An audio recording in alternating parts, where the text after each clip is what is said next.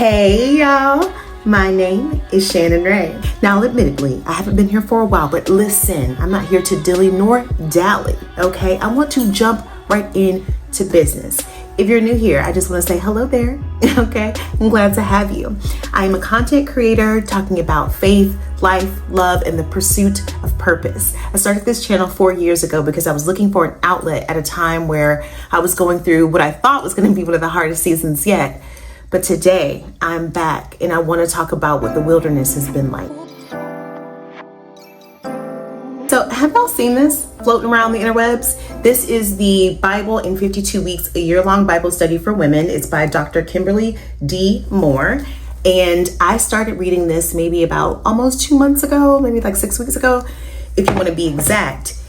It came at just the right time. For those of us who have grown up in church, it feels like we've been reading the Bible our whole lives, but understanding and context and really knowing how to get into the word is an acquired skill.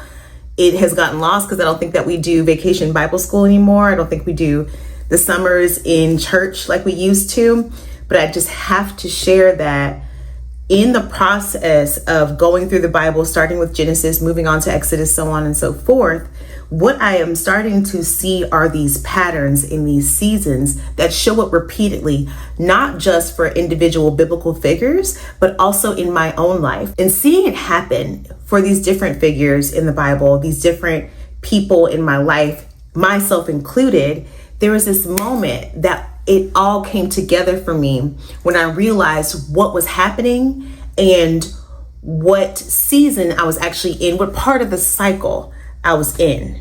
Something happens in your life, something that causes you to have to stop in your tracks, some type of change, some type of interruption in your normal daily life where God has this moment where he has your full attention. And he's smart enough to know this is where I ask my question. Will you trust me? So 4 years ago, I gave God my first yes. I don't know that I've shared this story on this channel before. If I have, who cares? I'm knocking on the door to 40, okay? I'm gonna tell the story again because the story is significant in the way that I have started moving when it comes to what God says and when it comes to the way I hear God and what I understand is on the other side of my yes. 4 years ago, I was in the bathroom of a townhouse I used to live in. I was upstairs in the primary bathroom and I was doing everything I could to keep myself from getting sick or just completely ruining the evening. I could tell that my partner at the time had been unfaithful. All the signs were there and I was trying to reconcile what my next step was going to be, what the next move was going to be. When it comes to things as significant as marriage, as vows, as a promise to God, I take that seriously. Even though I haven't always been the best Christian, there's still much work left for me to do. If I tell God something, I feel this need to truly honor it as he honors us, even when we don't deserve it, even when we have let him down. So when it came to vows, I told God that I would be true to my word. I would do what I'm supposed to do. I would take things back to him and I would stay. But everything in me was telling me that it was time for me to go. So I'm in the bathroom and I was pouring cold water on my face. I was like laying on the counter trying to figure out like what to do. And I'm having this dialogue internally with God.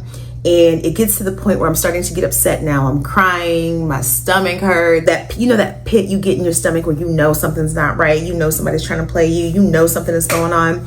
That's what was happening for me. And so because of that, I was starting to have this internal dialogue with God. And the more that we talked, the more that I became audible. And the more that I began to express myself out loud, the more desperate I became to hear from God. And when I say hear from God, I wanted a direct response. The last thing that I can remember saying in that back and forth dialogue was, I said, God, sorry, I got a little chilly. So I said, God, if you show me a text message on his phone from someone saying that he's done something that he ain't got no business doing as a person in a committed relationship, I promise you, I will ask for no more signs, no more confirmations. I will leave. I will go. The minute I got the words out, and I'm telling you this, I remember like it was yesterday, the minute I spoke those words out loud in that bathroom upstairs, I hear his work phone vibrate on his what do you call them, nightstands. I hear his work phone vibrate on the nightstand, and I was taken aback. I remember even looking up like, oh, so you're really here. Okay, got it. So I go check it, and I look, and sure enough, it's a conversation where a woman was responding to him about how much she enjoyed their time together and what they were building. I could scroll and see that he had brought her flowers to her job and was bringing her lunch and doing these sweet gestures, things that he would normally do for me as well. He was very clearly engaging in a relationship with her. That moment was a moment where I was committed to giving God my yes. I was going to trust him by doing what he asked me, and that was leaving him. And knowing that leaving meant that I was going to be leaving that townhome, that eventually I was going to be leaving that city, and I was also leaving the idea and the dreams of everything I hoped that our marriage would be, the possible children that I had hoped to have, not knowing if that would show up in my life later with someone else, but just giving the yes to trusting God that whatever happens, it will still be good.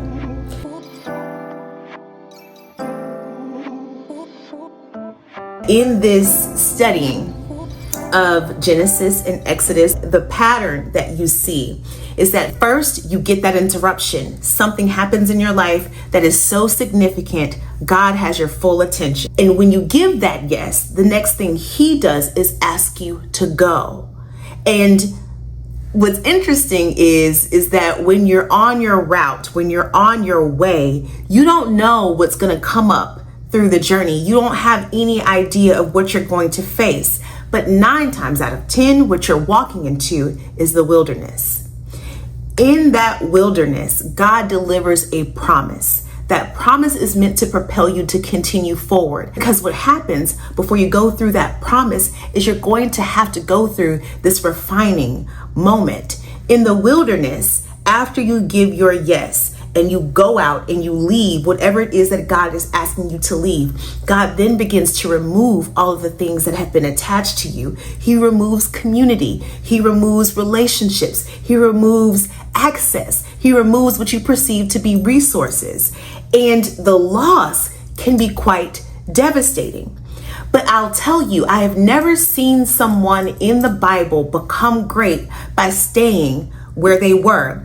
Abraham, okay, if we're taking it back to Genesis, I think it's Genesis 12. God came to Abram at the time and straight up said, I leave from this place. He had to leave Haran, I think is how you pronounce it. And his promised land was Canaan. But we know that he faced so much trial and tribulation before he got to Canaan. In his promised land, God committed to him that he would give him all of these children, more numerous than the stars in the sky, that his generations had also been promised that land, that his descendants would inherit that piece of earth. That promise, that covenant was kept. But who knew along the way he would have to face such uncertainty? There was a reason, there was a purpose for all of it. But all I could think about is I looked at the story of Abraham and I looked at the pattern was where I was in my wilderness season. You go through the wilderness for the removal of all of these things that are blocking your sight, clogging your ears, distorting your vision, distorting your identity. God has to remove those things so he can place the things that you actually need.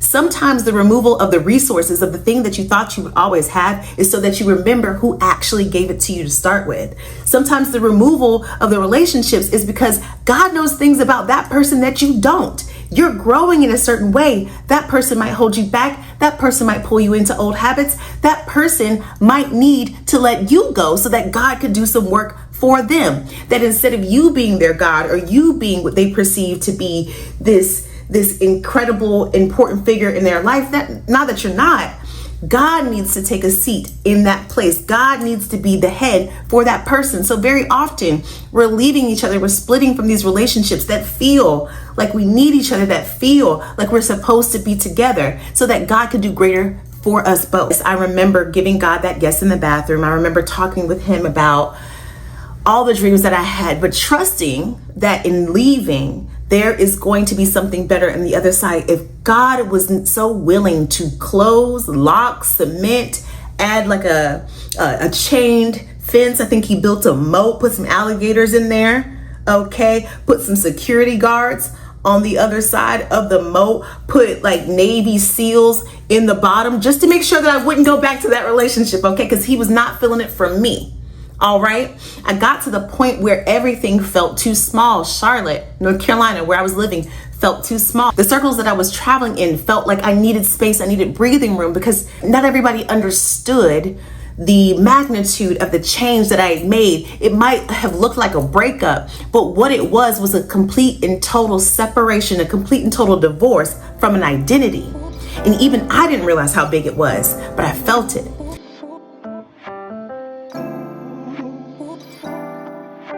So I ended up moving to Atlanta 2 years ago and thinking that I was moving down here just for something new. I felt this pull to come here, which was unique, right? Because Atlanta's not ever really been my city. I personally thought I was going to end up being a DC girl, okay? Or stay in Charlotte for life because Charlotte is a perfectly nice city.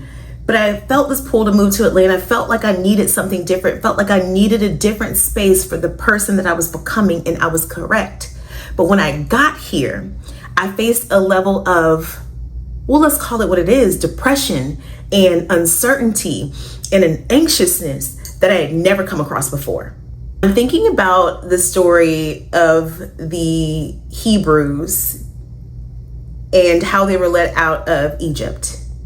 And I remember when they got to a certain point, I think this is Exodus chapter 14, verse 11 through 12. I'm going to read it. But I remember there was a certain point where the Hebrews were worried that all of the Egyptians were getting too close. Pharaoh and his army were getting too close. They were at a point where they had been delivered from slavery. They were away from the things and the customs and the idols and all the things that were attached to Egypt, including their slavery. But now they were now facing what felt like certain death. So I got my Bible. I've been very old school lately. Got a little cover too. She cute, right? You should see. Okay, so I'm in my Bible. I'm in chapter 14. I'm going to go ahead and read verse 10 and go all the way through, I think 12. Yeah. As Pharaoh approached, the Israelites looked up and there were the Egyptians marching after them. They were terrified and cried out to the Lord. They said to Moses, "Was it because there were no graves in Egypt that you brought us to the desert to die? What have you done to us by bringing us out of Egypt? Didn't we say to you in Egypt, leave us alone, let us serve the Egyptians? It would have been better for us to serve the Egyptians than to die in the desert." After having been in Atlanta for about a little over a year, I started to feel just this heaviness. I had been trying to form community, but God had made it very clear that he wanted me to leave a very specific community. I had been trying to build a relationship with a man, and God had made it very clear that this man was not the man that he had for the perfect will of my life. I had been working hard to get my fitness and things like that together, but the stress of my job caused me to have this ripple effect of increased migraine. I ended up going to the doctor and finding out that I was pre-diabetic, and I couldn't understand why the harder it seemed that I was working, the deeper that I felt like I was being buried in the sand. Why would you have me leave Charlotte, my support system, the things that are familiar to me, the things that made me feel comfortable, the things that I knew like the back of my hand? Why would you have me leave that and who I got to be there, who I got to be around there, to come to a city that didn't feel like it fit me, to live in a space that felt isolated and lonely and a little bit darker, a little bit harsher than what I was used to, missing Egypt, longing for Egypt, trying to find relationships and people and communities that mirrored what I had in my Egypt, not understanding that because God had been strategically removing these things, that not only did I need him to remove them, I needed him to deliver me from them. We'll talk about that on the next one. What had I learned in the 2 years since I had left that relationship? What had I been doing in the wilderness? I had been wandering. walking around the same set of trees, trying to figure out why I had yet to enter into the promised land. Told God that I would no longer mourn for Egypt. It was time for me to embrace the journey, regardless of where it led. Because here's the thing, if it's God, right? You're following God, it's good. Everything will be okay. It's not a guarantee that everything that you desire is going to come to pass.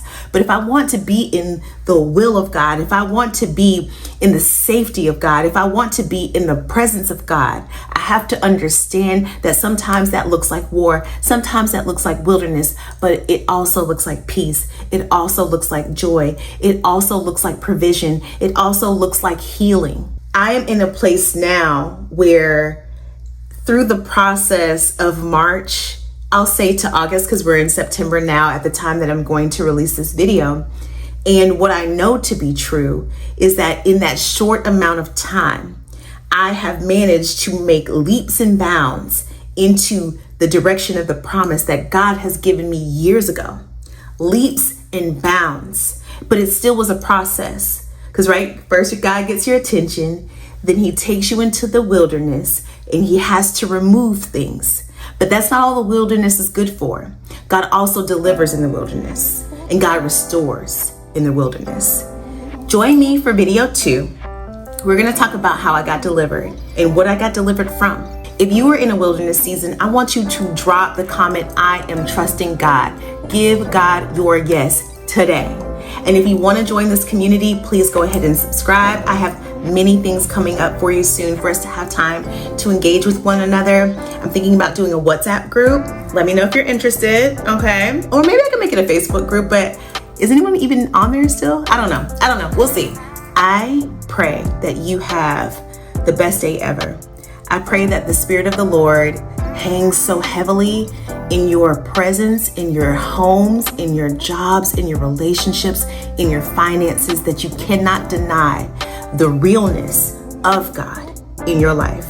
I pray that Jesus reminds you that he is not only your confidant, he is not only your provider, he is not only your protector, he is not only your healer, but he is your advocate. You are here for a purpose. You are going through this not to get stuck, not to stay, not to wander, but to become, to be restored, to be reminded of who you are to God and who God is to you. I love you. I hope you have the best day ever, and I'll see you on the next video. Bye.